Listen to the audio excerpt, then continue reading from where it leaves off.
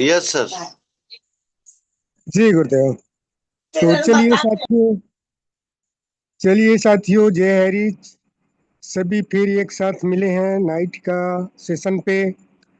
और आज सबसे प्रथम मैं परमपिता परमेश्वर को प्रणाम करता हूँ, जिनके असीम कृपा से सब हम एक साथ मिलते हैं साथियों।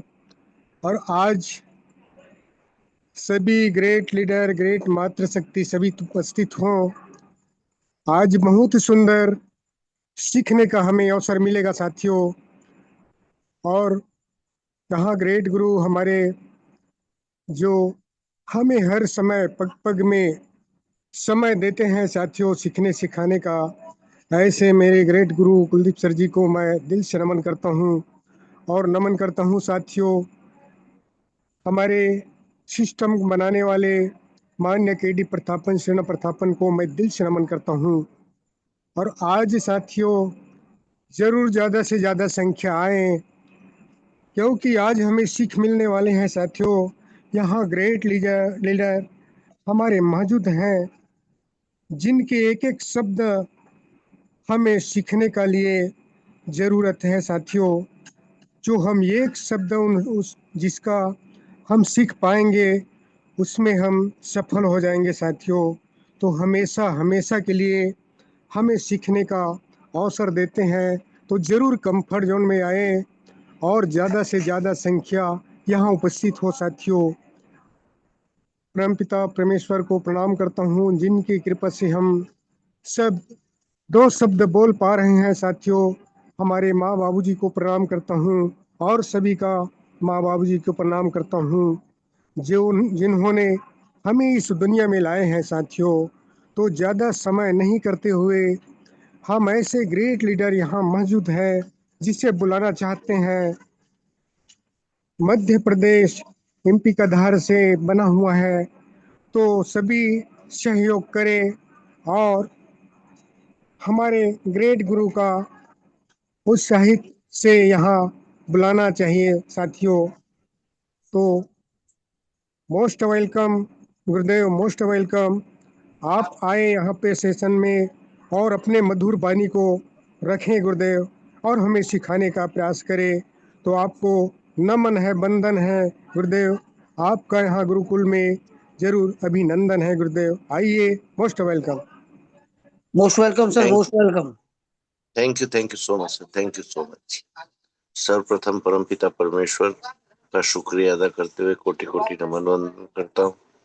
साथ ही साथ हमारे संस्था के संस्थापक प्रतापन दंपति, उनको भी कोटि कोटि नमन।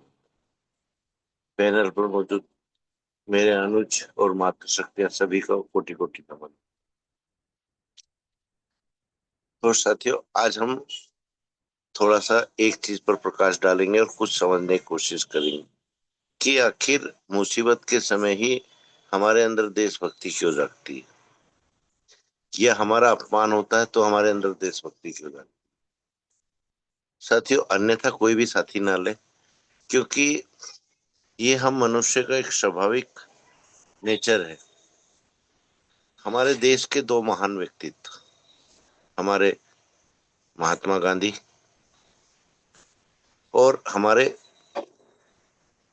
जन वंदे मातरम के रचयिता बल्कि चट्टोपाध्याय जी, दोनों का अगर एक समानता देखें तो दोनों कानून से जुड़े हुए व्यक्तित्व।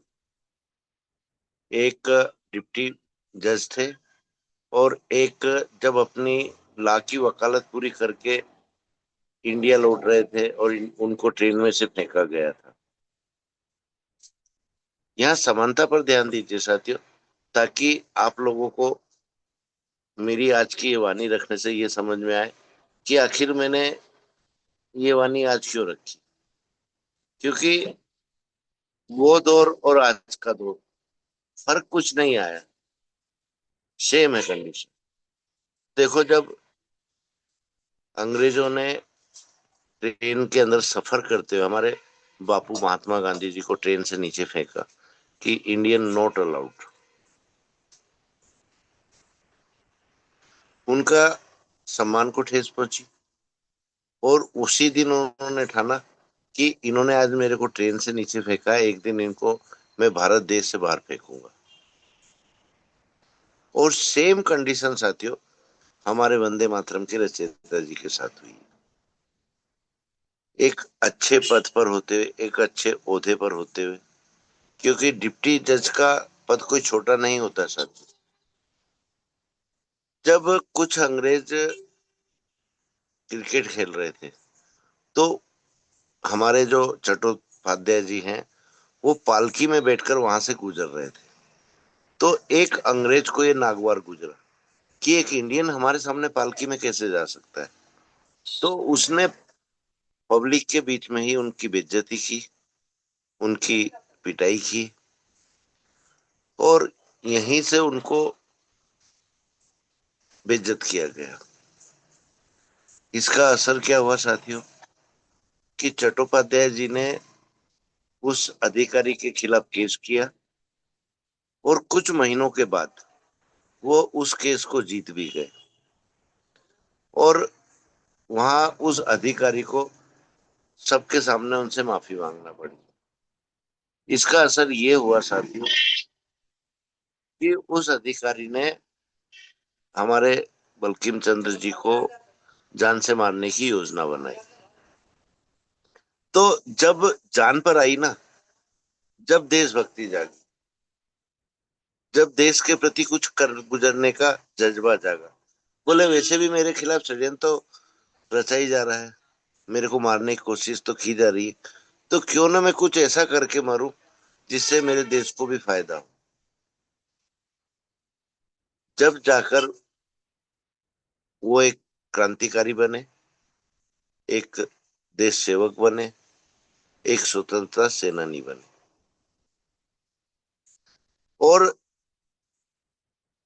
जब हमारा देश आजाद हुआ और एक कमेटी बनी डॉक्टर राजेंद्र प्रसाद जी के अंडर में संविधान बनाने के लिए, उस समय उनके द्वारा रचित वंदे मातरम को राष्ट्रीय गीत की उपाधि मिली हमारे डॉक्टर राजेंद्र प्रसाद की अध्यक्षता में। तो आज हम लोगों का व्यवहार, हम लोगों का नेचर क्या कह रहा है, यही तो कह रहा है साथियों कि हम आवाज तो उठा रहे हैं कि हमारा हाई रिच कब आएगा, हमारा हाई रिच कब आएगा, पर यहाँ पर हम हाई रिच को कम बैक करने के लिए कितनी मेहनत कर रहे हैं। हमने क्या किया आज तक सिवाय प्रश्नोत्तरी के कि चार लीडर को जब दो लीडरों के फोन आते हैं कि हमारे पैसे का क्या होगा, जब वो लीडर अपने से ऊपर चलते हैं और वो वहां से जानकारी लेने की कोशिश करते हैं कि हाई रिच का चल क्या रहा है आखिर। आज साथियों हम 15 मेंबर बने हुए हैं, यहीं से आप लोग अंदाजा लगा सकते हो कि हमारे लीडर्स में हाई रिच के प्रति क्या भावना है। आज जिस संस्था ने, जिस प्लेटफॉर्म ने हमको रोजी रोटी दी, हमको मान सम्मान दिया, उसके प्रति भी हम एकजुट होकर नहीं रह पाए। ठीक है, मैं मानता हूं आर्थिक परेशानियां अच्छे अच्छे व्यक्ति का व्यक्तित्व निचोड़ देता है, क्योंकि घर की आर्थिक परिस्थितियों को संभालना भी एक घर के मुखिया का कार्य होता है, एक घर के सदस्य का काम होता है। पर इसका यह मतलब तो नहीं साथियों कि हम जहां से एक पहचान बनाए थे, एक नाम कमाए थे, दो पैसे की अर्निंग भी किए थे, हम उसके प्रति मुड़कर भी ना देखें।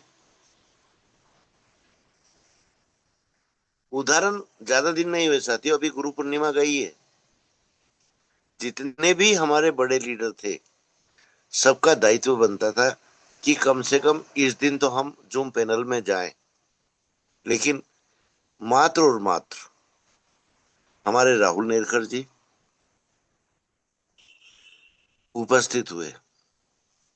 तो क्या इकलौते राहुल नेरकर जी ने पैसा कमाया था क्या? क्या यही दायित्व था हमारे लीडर्स का? क्या यही दायित्व होना चाहिए? और एक बात और मैं दावे से कहता हूं साथियों, अभी जैसे ही हाई रिच कम बैक होगा, यही बड़े लीडर, इनकी बातें सुनना, इनके भरोसे सुनना, जो भरोसे ये आप लोगों के बीच में देंगे। क्योंकि जब अपने पहले दिए हुए भरोसे पर ये खरे नहीं उतरे, तो आगे इन पर हम कैसे भरोसा करें? जो कम से कम अपने खुद के सम्मान के लिए 10 मिनट जूम पैनल को नहीं दे पाए।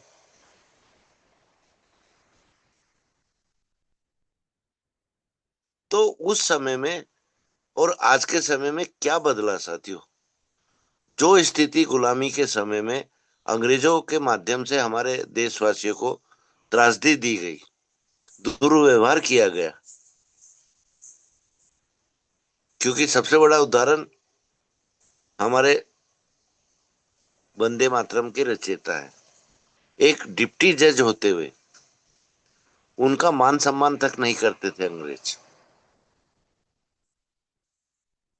पर उनको अपना मान सम्मान कराना आता था, इसलिए उन्होंने केस किया उस अधिकारी के खिलाफ और वहां से जीत भी हासिल की। आज मैं 3 साल पहले लेके जाता हूँ साथियों आप लोग, 3 साल पहले की कंडीशन आप लोगों को मुझसे ज्यादा मालूम है कि जब पैसे की अर्निंग अच्छी थी और दोनों हाथ से पैसा कमा रहे थे, उस समय हमारे लीडर्स का ईगो क्या था? अगर आप 4 बार फोन लगाते होगे ना, तो 5वीं बार आप लोगों के कॉल उठते होंगे, और उस समय भी कि मैं अभी व्यस्त हूँ, मैं बाद में कॉल बैक करूँ। इसके अलावा क्या देखा था?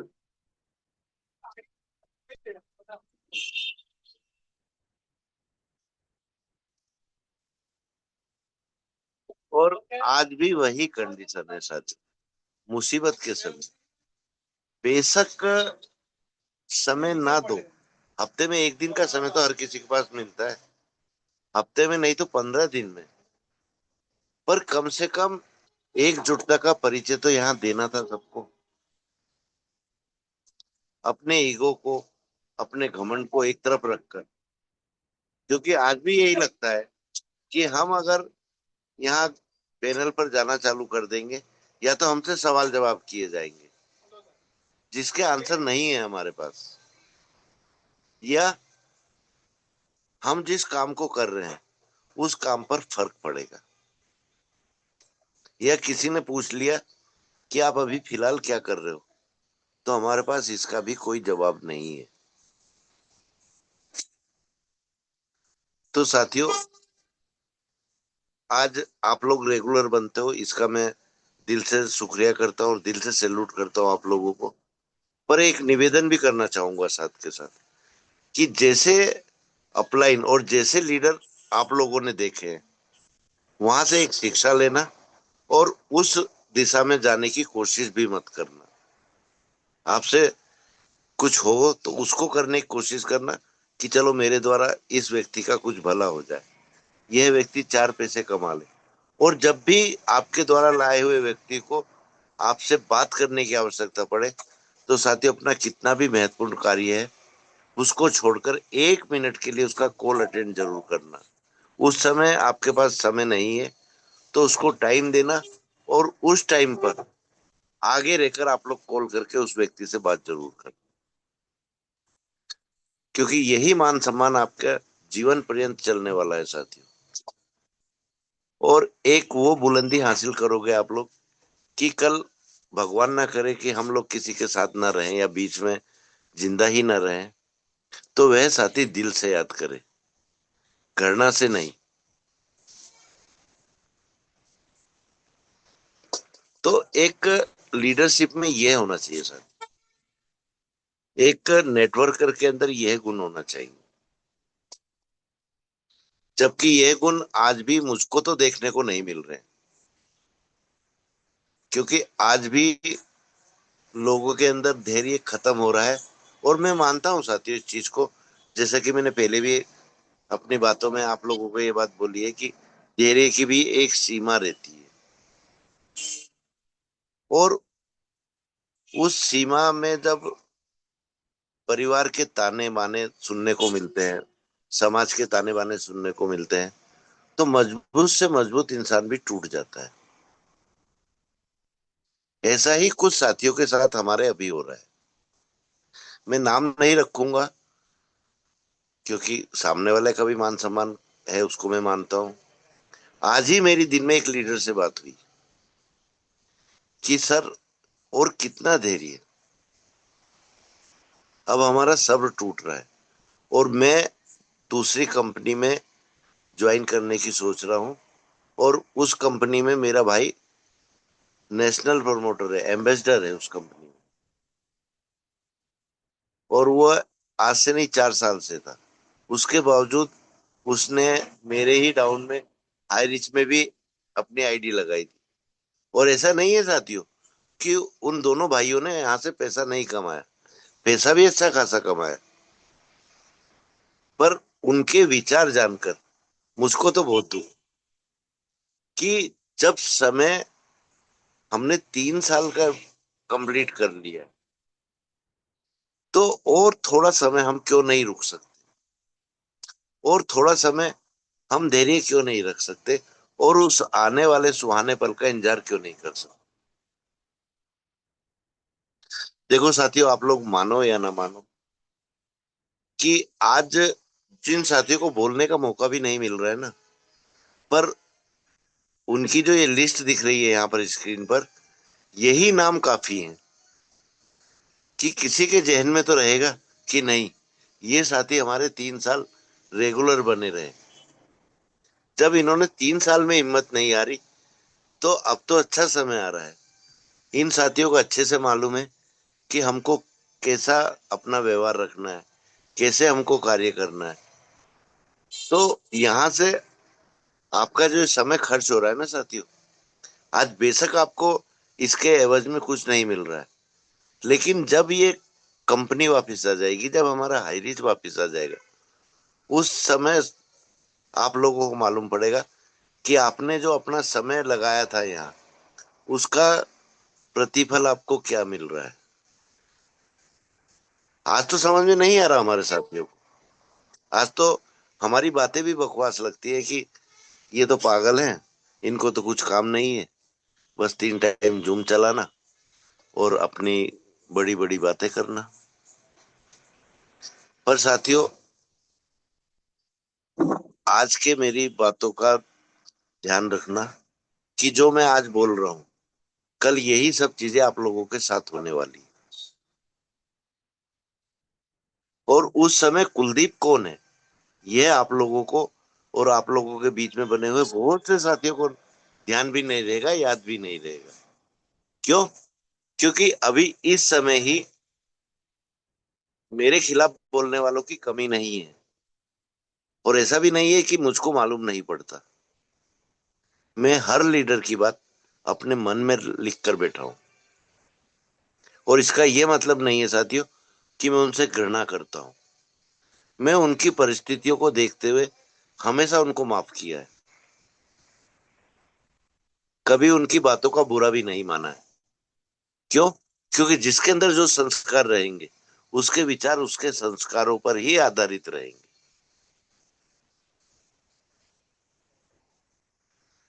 तो साथियों, आज अगर ये बातें मैंने आप लोगों के बीच में रखी है, तो थोड़ी सी एक बात और मेरी सुनो। आज आज हिस्ट्री उठाकर देख लो, राजपूतों का वंश उठाकर देख लो। यहाँ मैं कोई जाति विशेष पर बहस नहीं कर रहा हूँ, और कोई अपनी जाति को ज्यादा महत्वपूर्ण बताने की कोशिश भी नहीं कर रहा हूँ। लेकिन जो हमारे पूर्वजों ने किया है, जो हमारे पूर्वजों के संस्कार थे साथियों, कहीं ना कहीं वही संस्कार हमारे।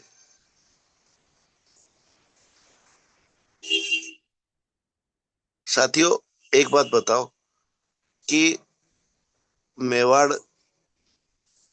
के अंदर किसी का गुलाम बनने के लिए मेवाड़ का कोई भी शासक क्यों तैयार नहीं हुआ? इस बात को भी आप लोगों को समझना जरूरी है।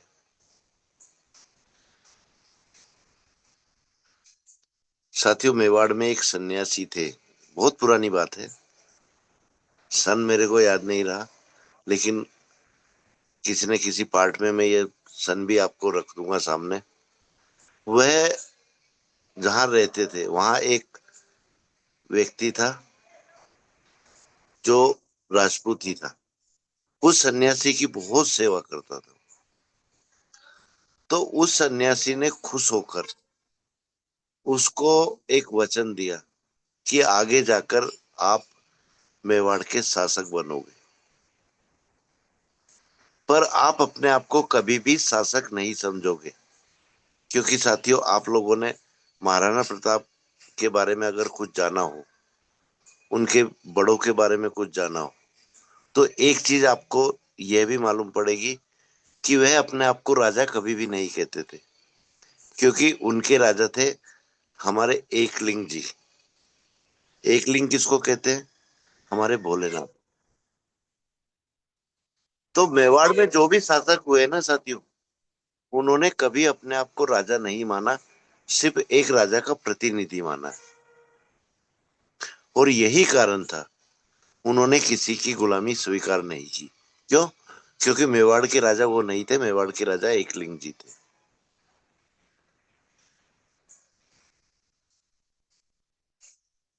यह जानकारियां हमको हमारे नेटवर्क में बहुत मदद करती है सर।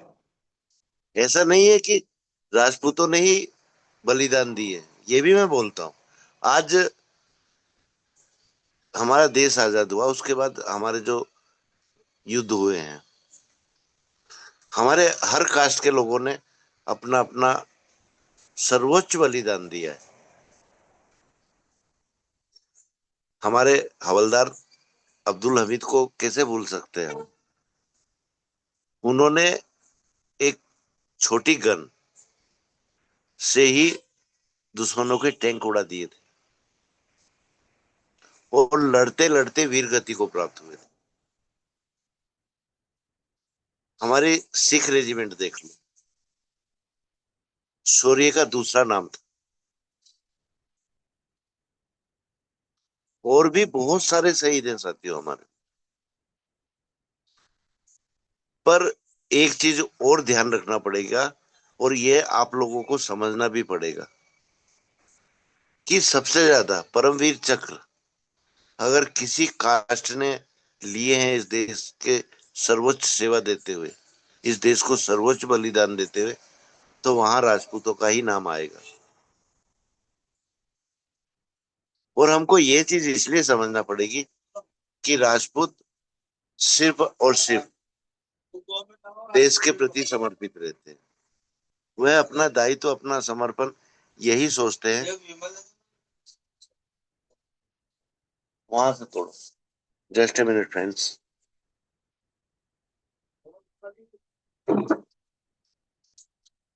अस्सी उसी के पास में ये 40 वाली। हाँ, ये वाली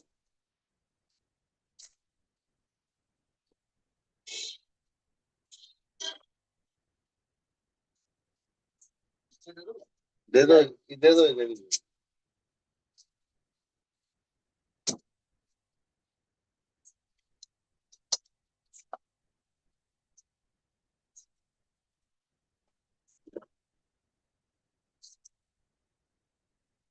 तो साथियों, जिन्होंने अपना धर्म, देश के प्रति समर्पण को माना, वह अपने साथियों के साथ अन्याय कैसे होने दे सकता है, अपने साथियों के साथ अन्याय कैसे कर सकता है, यह बात भी हमको समझना पड़ेगी। और समझना ही पड़नी पड़ेगी, अब उस पर विश्वास भी करना पड़ेगा। आज अगर यही भावना हम यहाँ जाति को बिल्कुल एक तरफ हटा देते हैं, सिर्फ अपने आप की जाति को हाइरिजियन मानते हैं, तो क्या हमारे सभी साथियों में से 20 आदमी ऐसे नहीं है पूरे नॉर्थ इंडिया में कि जो अपना समर्पण अपने हाइरिजियन साथियों के लिए देते? पूर्णतः। क्योंकि ये भी तो एक देशभक्ति है। यह भी तो अपने उन साथियों के प्रति हमारा खुद का समर्पण है जिस साथियों को हम यहाँ लेकर आए और जिन साथियों को हमने बड़े बड़े सपने दिखाए। किसी को तो आगे आना है ना, बेशक वह साथी उसकी टीम का हिस्सा ना हो, पर कहीं ना कहीं हारिस नाम का शब्द तो उसके साथ जुड़ा हुआ है। उसके परिवार वाले ही काफी हैं उसकी बेइज्जती करने के लिए। पर जिसने हम पर भरोसा किया या हमारी संस्था पर भरोसा किया, तो हमारे में से किसी के अंदर तो अंतरात्मा जागना चाहिए कि नहीं, आज बेशक मैं इनकी आर्थिक मदद ना कर सकूं, पर कम से कम अपना हाथ तो इनको दूं ताकि यहां से इनको कुछ धैर्य बंधे। क्या ये हमारे नेटवर्क के गुण नहीं है साथी? अगर नहीं है तो कोई भी साथी बताए मुझको। साथियों, मैं हमेशा कहता हूं कि पैसे के पीछे मत भागो। जितना आप पैसे के पीछे भागोगे ना, पैसा उतना ही आपसे दूर भागेगा। अपने आप को इतना सफल बनाओ, अपने आप को इतना अनुभवी बनाओ, और साथ ही साथ अपने अंदर हर क्षेत्र का नॉलेज रखो कि कोई भी क्षेत्र का बात आती है तो उसका आपको पूर्वानुमान से ही ज्ञान होना चाहिए। इसी को दूरदृष्टि कहते हैं सर। पर आज क्या है, हमको कैसे हमारे स्वार्थ की पूर्ति करना है, हमको कैसे लोगों को बेवकूफ बनाना है, हम कैसे लोगों का उपयोग अपने लिए कर पाए, हमने इस चीज को नेटवर्क समझा है। इसके अलावा नेटवर्क की परिभाषा हम लोगों ने समझी ही नहीं है। आप लोग दिल पर हाथ रख कर बोलो साथियों कि मैं गलत कह रहा हूं क्या?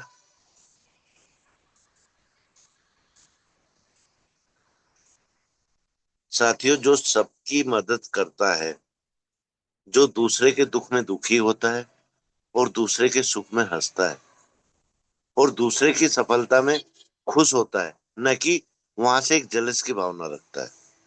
आज हमने तो नेटवर्क में एक ही चीज देखी है अभी तक, बड़े दुख के साथ मैं आप लोगों से शेयर कर रहा हूँ आज ये बातें, कि हमने किसी को आगे बढ़ते देखा तो हम सीधे लग जाते हैं उसकी टांग खींचने में कि ये व्यक्ति आगे बढ़ा तो कैसे बढ़ा, इस व्यक्ति के सबसे मजबूत कंधे कौन से हैं, उन कंधों को हम कैसे तोड़े। यहाँ अपना दिमाग हर साथी लगाता है, लेकिन इसके बदले होना ये चाहिए कि उस साथी के अंदर जितना नॉलेज है वह अपने साथियों के बीच में दे, ताकि वह साथी इतने गुणी हो जाए और अपनी सफलता और अपने लक्ष्य के प्रति इतने तत्पर हो जाए, इतने समर्पित हो जाए कि वह अपनी मेहनत और पूर्ण ईमानदारी के साथ आगे बढ़ने की कोशिश करे, और इतना आगे बढ़े कि जो व्यक्ति सफल हुआ है, जो व्यक्ति बहुत आगे गया है, उससे भी आगे जाए। सही तरीका तो ये होता है सर। लेकिन ये चीजें सिर्फ किताबों में अच्छी लगती, जो बातें मैं आज आप लोगों के बीच में रख रहा हूं ना, आप लोगों के बीच में से ही दो साथी तो ऐसे निकल जाएंगे जिनको ये बातें सिर्फ किताबी लगी या बकवास लगी। क्यों? क्योंकि उन्होंने सीखा ही है ना। और गलती उनकी नहीं है साथियों, गलती है हमारे परिवेश की, गलती है हमारे समाज की संरचना की, गलती है जो सामंतवादी पहले से चल आ रही थी ना कहीं आज भी वह जिंदा है।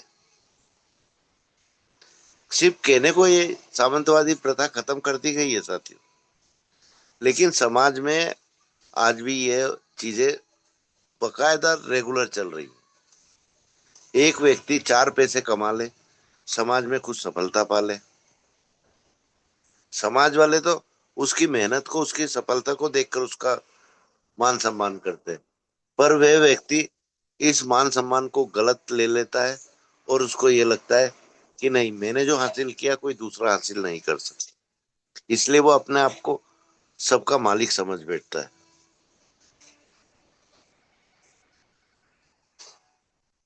तो क्या हम नेटवर्करों को ऐसा बनना चाहिए साथियों? आज मेरे प्रश्न ही है आप लोगों के लिए। मैं कोई सेशन नहीं ले रहा हूँ साथियों, सिर्फ हकीकत बयां कर रहा हूँ आप लोगों के बीच।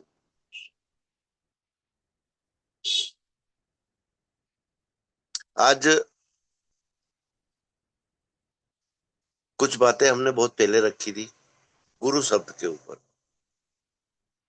तो इसका भी मैं उदाहरण आज आप लोगों को बिल्कुल सही सटीक देता हूँ साथियों।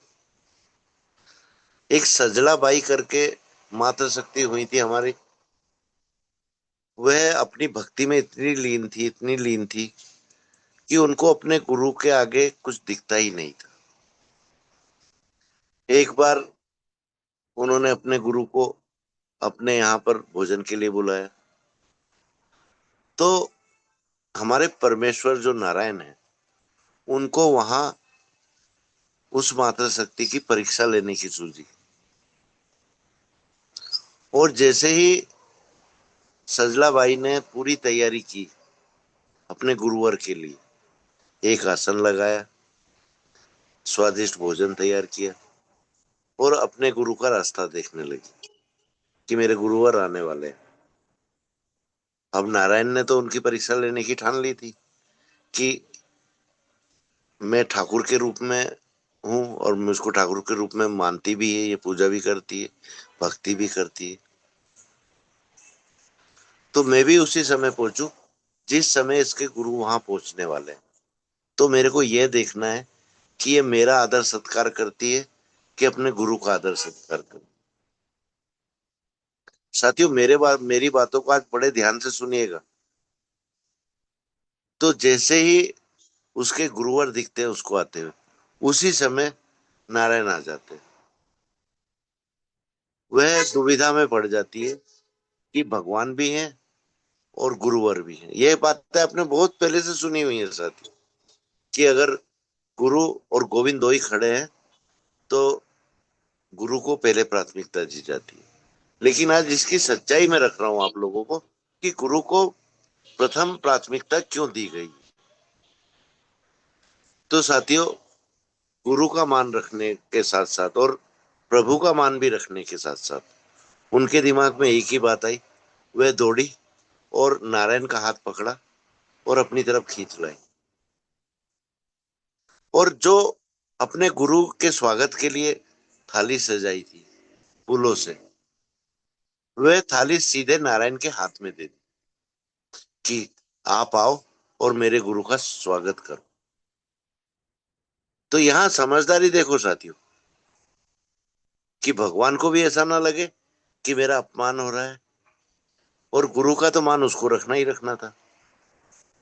जब नारायण ने ये चीजें सुनी कि ये मुझसे पहले अपने गुरु को महत्व दे रही है, तो उन्होंने एक बात बोली कि आपको जन्म मैंने दिया है, आपके अंदर बुद्धि मैंने दी है, आंखें मैंने दी हैं, चलने के लिए पैर दिए हैं, सोचने के लिए दिमाग दिया है, और अपने अंतिम समय में भी मुझ में ही लीन होना है आप लोगों को।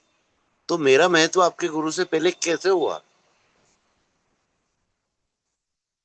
तो साथियों, सजलाबाई ने इतना श्रेष्ठ उत्तर दिया प्रभु को कि प्रभु, आपने सब चीज दी, इसको मैं मानती हूँ, लेकिन इस पृथ्वी पर इतने लोग हैं, सबके संस्कार एक जैसे नहीं है।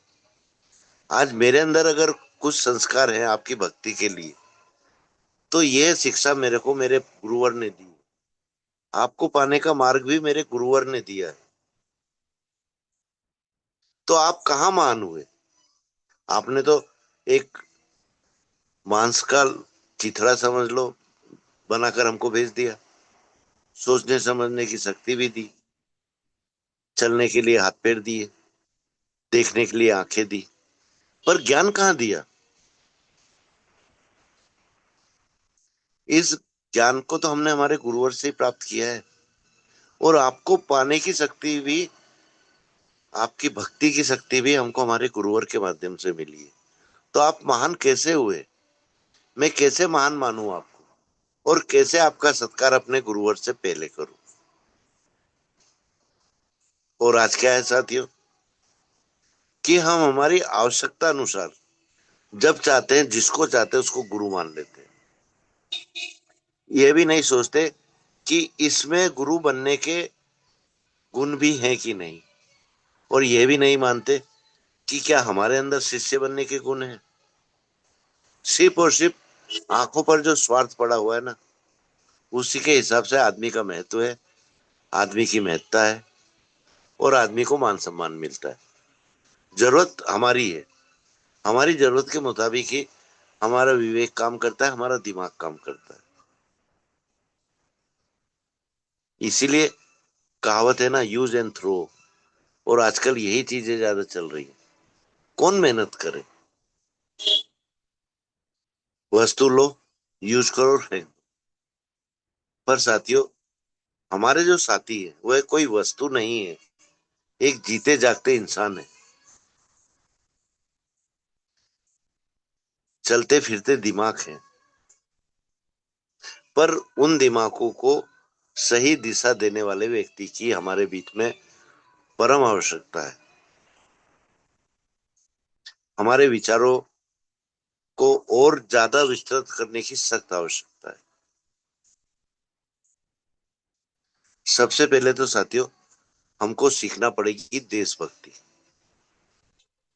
जिस दिन देशभक्ति हमारे अंदर आ गई ना, उस दिन नेटवर्क में कैसे कार्य किया जाता है, एक नेटवर्कर के अंदर क्या गुण क्या हो सकता है, हमको ऑटोमेटिकली समझ में आ जाएगी, और हमको किसी भी ट्रेनिंग की आवश्यकता नहीं पड़ेगी। तो ये गुण तो हमको लाना पड़ेंगे, और जब तक ये गुण हमारे अंदर नहीं आएंगे, हमको एक नेटवर्कर कहलाने की भी आवश्यकता नहीं, और हक भी नहीं है साथियों, अगर मैं दिल से बोलूं। ये इसको भी तो, just a minute friends.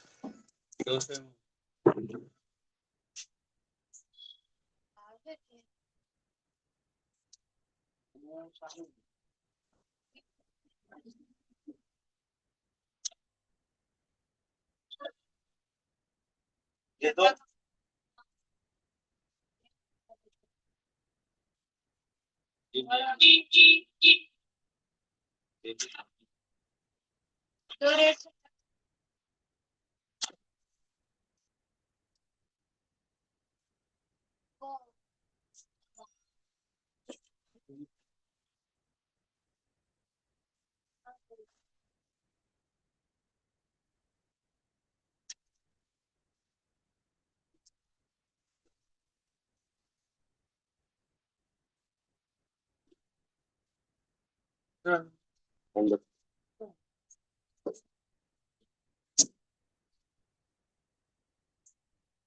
Sorry friends. तो साथियों, समय भी हो गया है, मैं भी मेरी वाणी को विराम करूंगा।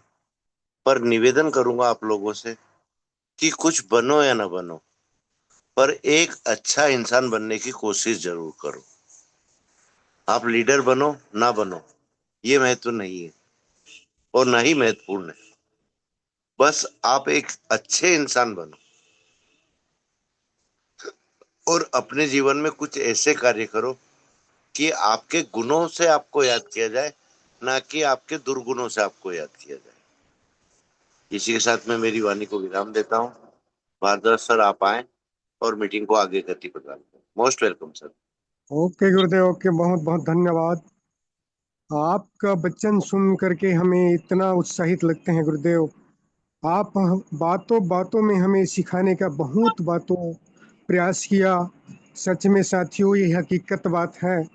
हमें ये शब्द को अपने विचार में, अपने आत्मविश्वास में जरूर सीखने का जरूरत है साथियों। क्योंकि आज हमारे वंदे मातरम को लेकर के सर जी बहुत सारे कुछ शब्द को सिखाएं, और दूरदृष्टि आ से जाइए बेटा। हमारे महात्मा गांधी ने भी देखा साथियों, और वो हमें अंग्रेजों से यहाँ सफल कराए। वही प्रकार हमारी नेटवर्क इंडस्ट्री है साथियों। सच में हमें अपने आत्मविश्वास से यहाँ दूरदृष्टि को देखना ही चाहिए और अपने आप को सफल बनाने का ज़रूरत है साथियों। तो आज का जो सेशन रहा, हमें बहुत सबको सीख मिले साथियों। ज़रूर समझ में आए होंगे सबको। तो ज़्यादा समय नहीं करते हुए स्पेशल स्पीच के लिए बुलाना चाहते हैं ऐसे सर, हमारे। सर ठाकुर मैम को लो। जी गुरुदेव। तो यहाँ पे ग्रेट ग्रेट लीडर हमारे मौजूद हैं साथियों, और मातृशक्ति को हम बुलाना चाहते हैं। तो आइए स्वागत करें दीदी जी का।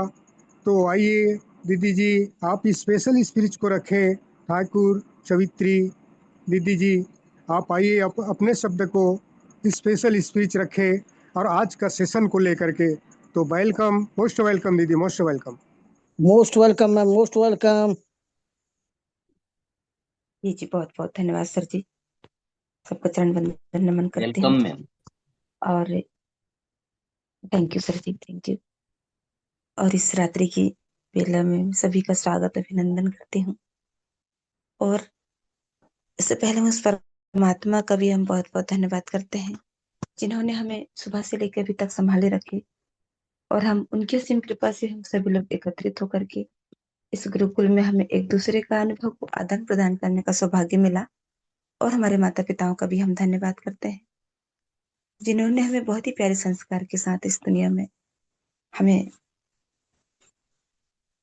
उपस्थित रखा।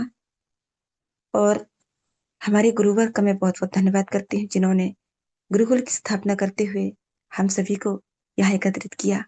और हमारे संस्था के संस्थापक प्रथापन दंपति का मैं बारंबार प्रणाम करती हूँ और धन्यवाद करती हूँ कि उनकी एक छोटी सी सोच से हम सभी का जीवन परिवर्तन हुआ और बहुत ही शानदार ये बिजनेस को लेकर के हम सभी के बीच में उन्होंने अपना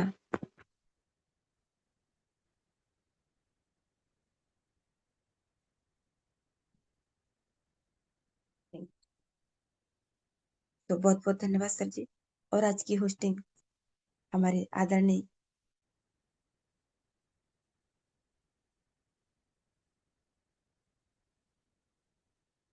धन्यवाद करते हैं सर।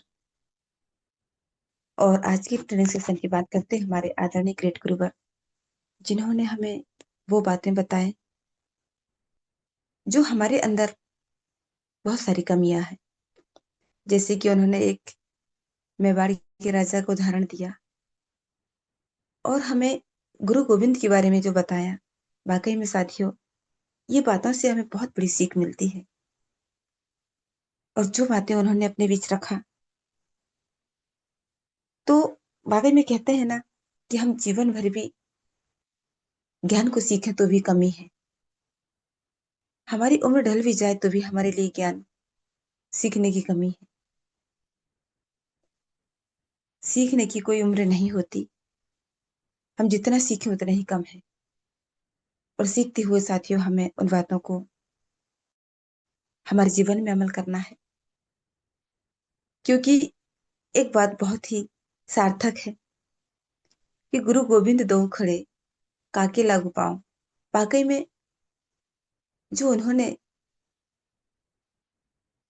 हमारे गोविंद से कहा और उन्होंने अपना शब्द कहे कि सब कुछ तो मैंने आपको बनाया, लेकिन फिर भी आप गुरु को मानते हैं। तो वाकई में साथियों, इससे हमें यही साबित होता है कि यदि गुरु नहीं होता तो हमें ज्ञान कहाँ से मिलता। हम एक खाली खोखे की तरह हैं। जीवन मिला है लेकिन हम परिपूर्ण नहीं हैं।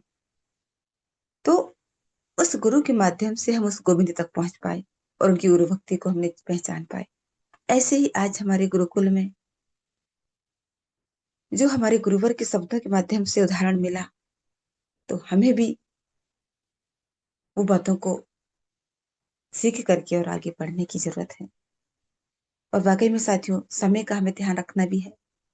भले ही हम 3 साल से यहाँ बने हैं, क्योंकि किसी किसी लीडर के मन में यही आता है कि अभी तक कुछ नहीं हुआ, कब होगा, कैसे होगा, कितना समय लगेगा। साथियों, समय से पहले कुछ नहीं होता, बस हमें धैर्य रखने की जरूरत है और हमें एक विश्वास करने की जरूरत है। जिस तरह प्रकृति के परिवर्तन होता है, वैसे ही हर समय का परिवर्तन होता है। जिस चीज के लिए हमारी आशा लगी है, जिस चीज के लिए हमारा लक्ष्य बना है, जिसमें हमारा विश्वास है, वो विश्वास हमारा गलत नहीं हो सकता। साथियों, हमें धैर्यता के साथ बने रहना है और बिल्कुल वो समय हमारा नजदीक है और हम बहुत अच्छे कार्य में लगे रहेंगे और सब मिलकर के उस कार्य को करेंगे। तो बहुत बहुत धन्यवाद सर जी। समय को देखते हुए मैं अपनी वाणी को विराम देती हूँ, क्योंकि ये स्पेशल स्पीच है और आपने सर मुझे स्पेशल स्पीच के लिए बुलाया। मैं तहे दिल से आपका धन्यवाद करती हूँ और समय को देखते हुए मैं अपनी वाणी को विराम देती हूँ। और आप आए सर, आपका मोस्ट वेलकम है, आगे होस्टिंग पार्ट संभाले जी। मोस्ट वेलकम सर जी। ओके दीदी, ओके, बहुत बहुत धन्यवाद। आपने आए और बहुत मधुर वाणी से जो हमारे गुरुदेव अपने शब्द को रखे, उसी विचार से आपने स्पेशल स्पिरिच को रखने का प्रयास किया। तो आपका स्पेशल स्पिरिच सुपर सुपर रहा और आपने बहुत सारे शब्द को भी गुरुदेव का दोहराने का प्रयास किया। तो सच में साथियों, हमें अपने आप को यहाँ जरूर समझने का जरूरत है और सीखने का भी जरूरत है। तो चलिए साथियों, समय हो चुका है और शेयरिंग पार्ट के लिए बुलाना चाहते हैं। तो यहाँ पे हमारे ग्रेट ग्रेट लीडर मौजूद है साथियों।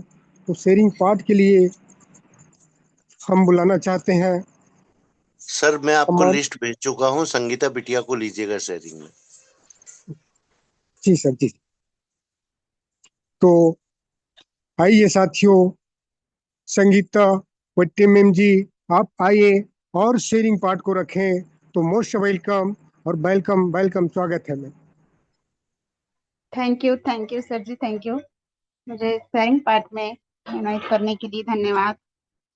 और मैं सर्वप्रथम परमेश्वर चरण वंदन करती हूँ और धन्यवाद करती हूँ कि मुझे यह अवसर प्रदान किए, और मेरे माता पिता को भी सादर प्रणाम करती हूँ, और हमारे संस्था के संस्थापक आदरणीय के प्रतापन सर और आदरणीय सरीना मैम को भी मेरा सादर प्रणाम, और हमारे ग्रेट गुरुवार उन्हें भी मेरा सादर प्रणाम, और इस पैनल में जुड़े सभी ग्रेट लीडर, सभी ग्रेट माता शक्तियाँ, उन्हें सभी को मेरा सादर प्रणाम। और आज का सेशन सर जी ने लिए जो सचमुच हमारे लिए है कि हम अच्छा इंसान बनने के लिए जो हमें यहाँ विचार मिलते हैं, उस विचारों में हम अगर चिंतन करें तो अपने अंदर बहुत सी ऐसी बुराई है जो हमें इस पैनल से जुड़कर सुधारने का मौका मिल रहा है। और मुझे तो इंतजार है ही नहीं कि अगर हाई रिच आएगा, लेकिन मुझे मौका मिलता है, इसमें ही मुझे खुशी रहती है कि मुझे मौका मिलता है अपने अंदर के गुणों को निखारने का। और मैं अभी मुझे सिर्फ दिसंबर में ही साल भर होंगे, क्योंकि मुझे एक साल भी नहीं हुआ है, और मुझे बहुत जल्दी मौका भी मिला और मैं इस मौके का पूरा लाभ भी उठा पाती हूँ। तो बस यही कहना है कि हमें इस पैनल में जुड़े रहना है। अच्छे यहाँ पे जो सीख मिलती है हमें अच्छे इंसान बने रहने की, बस इस खातिर हमें जुड़े रहना है इस पैनल में। हमारे अपलाइन जो भी हों, आए ना आए, पर हमें सही रास्ता दिखा गए तो हमारे लिए यही काफी है। तो और सर जी ने तो बहुत सारी बातें रखी हैं और एक कहानी भी बताया गुरु गोविंद, गुरु और ईश्वर की। तो सच में ईश्वर तो हमें एक शरीर दे देते हैं, लेकिन सही राह दिखाने वाले हमारे गुरु ही होते हैं। तो हमें उस राह में चलते हुए उनका जो हमारे गुरु बोलते हैं उन्हें अमल करते हुए हम एक अच्छे इंसान बने रहते हैं। तो thank you sir ji, thank you. मुझे शेयरिंग पार्ट में इनवाइट करने के लिए धन्यवाद। Welcome sir ji, Chunlal Bhardwaj sir ji, आपके होस्टिंग कंटिन्यू कीजिए। ओके ओके, बहुत बहुत धन्यवाद। आपका शेयरिंग पार्ट बहुत सुपर सुपर रहा और हमारे गुरुओं के ऊपर में बात किए और बहुत सारे शब्द को मधुर वाणी से रखने का प्रयास किया और इतने कम समय में अपने आप को निखारने का भी प्रयास किया। तो चलिए साथियों, और हम क्लोजिंग पार्ट के लिए चलते हैं और हमारे ग्रेट लीडर यहाँ मौजूद हुए हैं, तो सभी हमारे साथ रहे और हमारे सर जी का वेलकम करें, स्वागत करें। तो आइए क्लोजिंग पार्ट के लिए हमारे sir great leader Anil Sakhiya sir ji, आइए sir. Most welcome sir, most welcome, स्वागत है सर जी।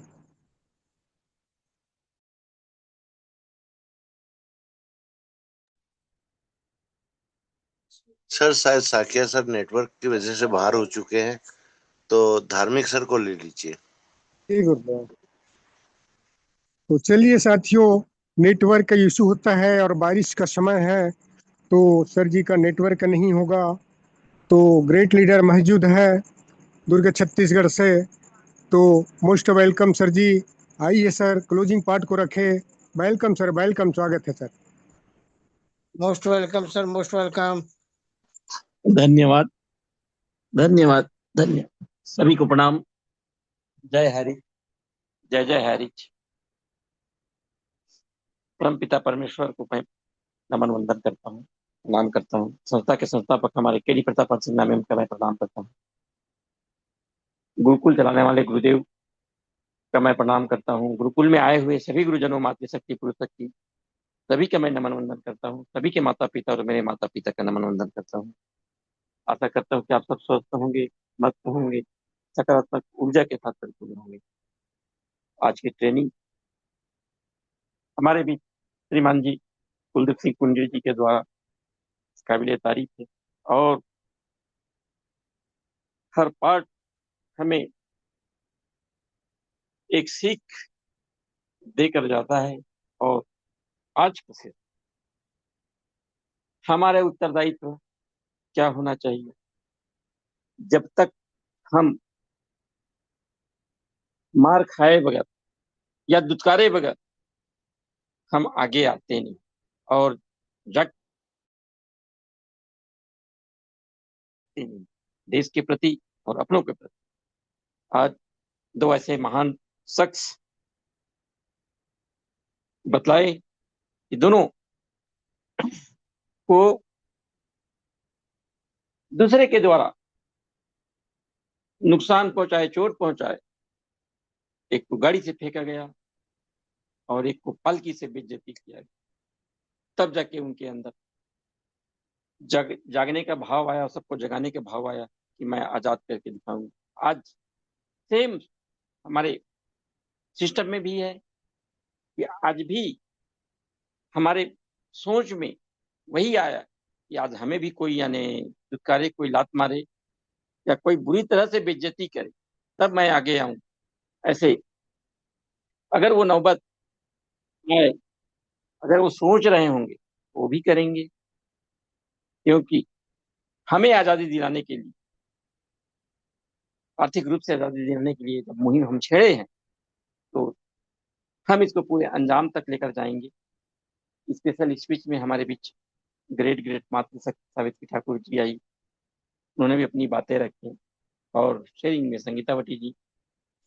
तो कहने का ये तात्पर्य होता है कि हम अपने उत्तरदायित्व को समझे, अपने धर्म को समझे, अपने के प्रति कर्म को समझे। हमने क्या सोच कर यहाँ आए थे और हमने इतना बड़ा फौज खड़ा किए कि सबको साथ लेकर मौज करेंगे। आज कहीं न कहीं हमारे बीच एकता की कमी है और एकता में वो बल है, निर्बल को भी सबल मिलता है और हर समस्या का हल भी होता है। बस उसके लिए सही दिशा में एक साथ आवाज उठाने की जरूरत है, आवाज उठाने की जरूरत है। इसी के साथ मैं अपने वाणी को विराम देता हूँ। जय हरि, जय जय हरि। चुनूलाल जी आप आए और आगे की पार्ट को अदा करें। So most welcome thank you sir. Sir जी, बहुत बहुत धन्यवाद सर जी, थैंक यू, बहुत बहुत धन्यवाद। आपने आए और अपने शब्द से बहुत शब्द को सिखाए।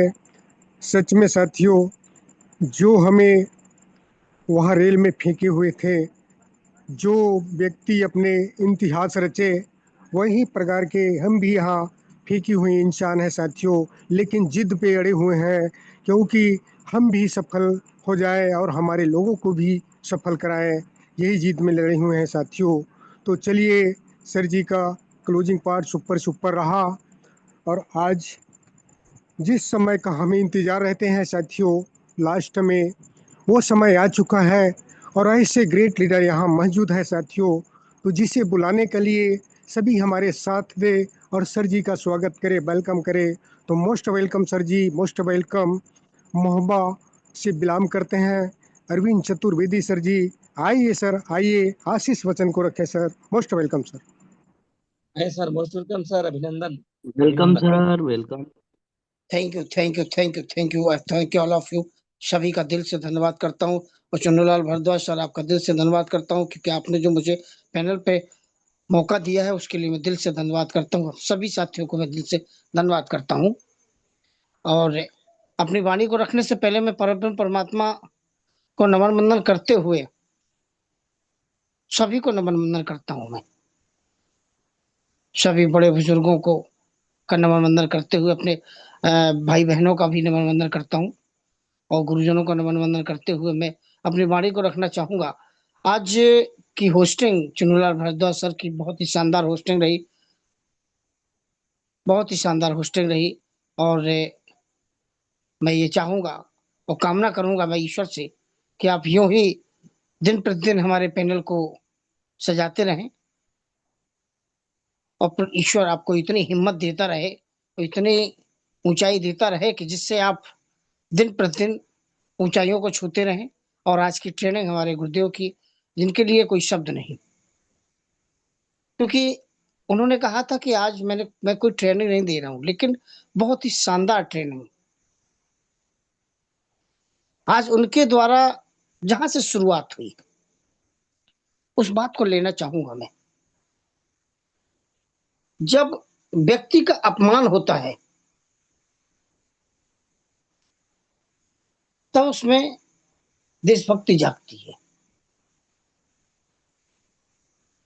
या देशभक्ति जागती है या उसमें कुछ ऐसा कुछ कर गुजरने की एक शक्ति जागती है। दो उदाहरण भी उन्होंने दिए, दो उदाहरण भी दिए और बहुत शानदार उदाहरण। मोहनदास करमचंद गांधी जी का, जो हमारे राष्ट्रपिता कहलाए, और बंकिम चंद्र चट्टोपाध्याय जी का, जिनका आज वंदे मातरम बहुत चर्चा में है, हमारे देश में उसकी धूम मची हुई है। आखिर ये चीज उन्होंने कैसे की?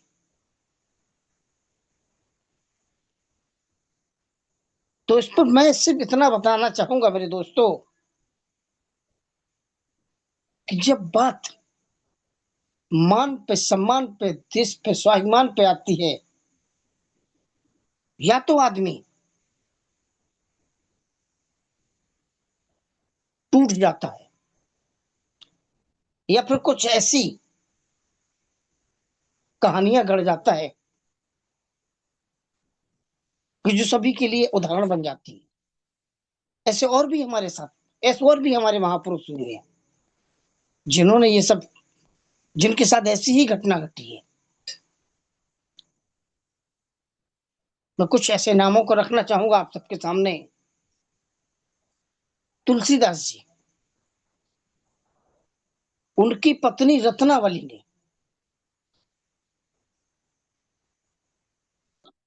उनकी पत्नी रत्नावली ने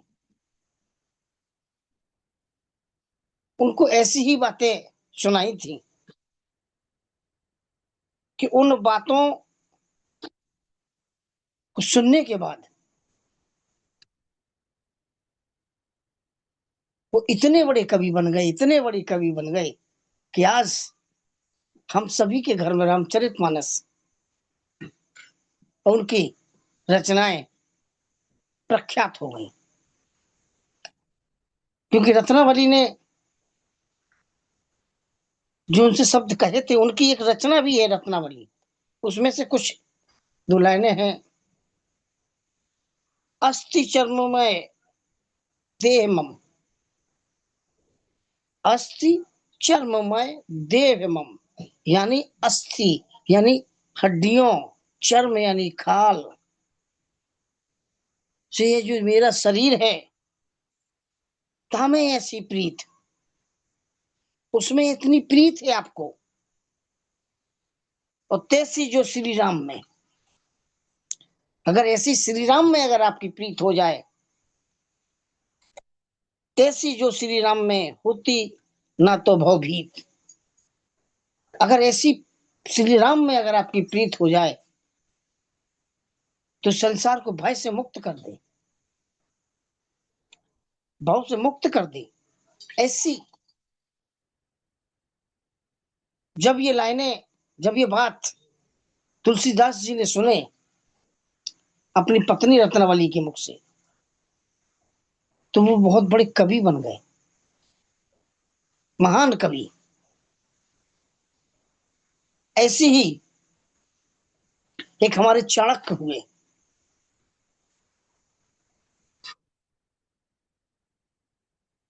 चाणक्य के साथ में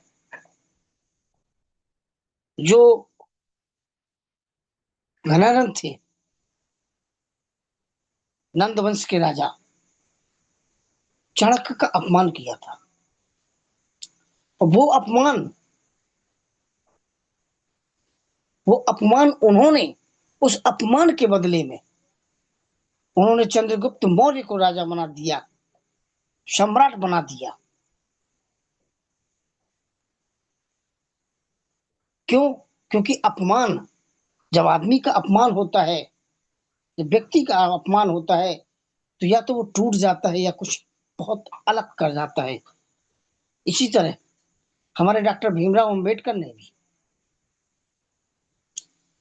भीमराव अंबेडकर जी का भी समाज ने बहुत ही अपमान किया, कई जगह उन्होंने अपमान झेले। आज भीमराव अंबेडकर का नाम चारों ओर गूंज रहा है।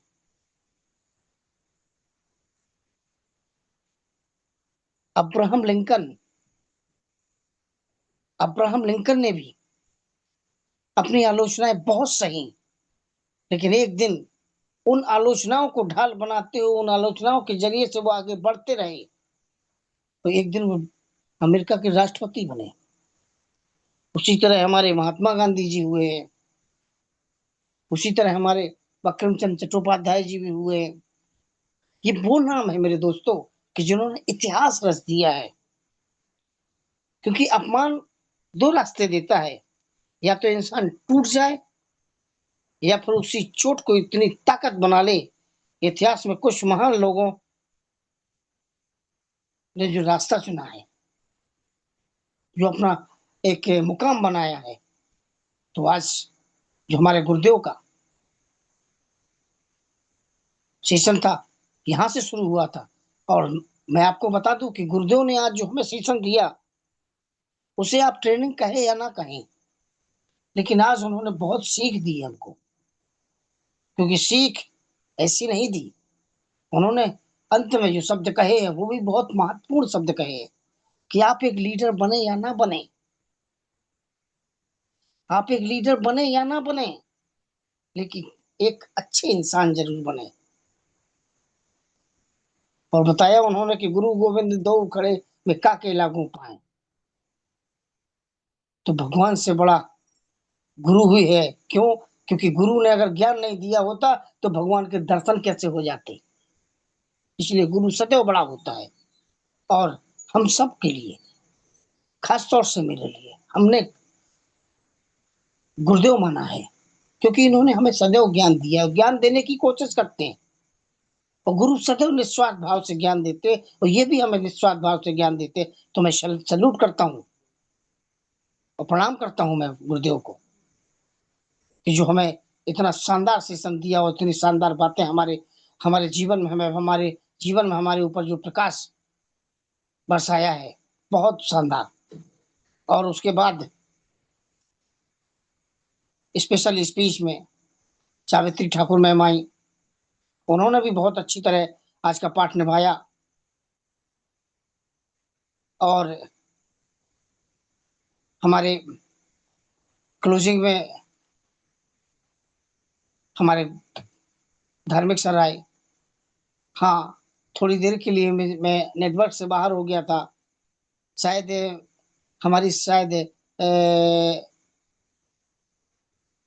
हमारी भतीजी आई थी बट्टी मैम, उन्होंने शेयरिंग का पाठ निभाया, तो बहुत शानदार पाठ निभाया, इसलिए सबको दिल से धन्यवाद देता हूँ। क्योंकि क्लोजिंग और आशीष बच्चन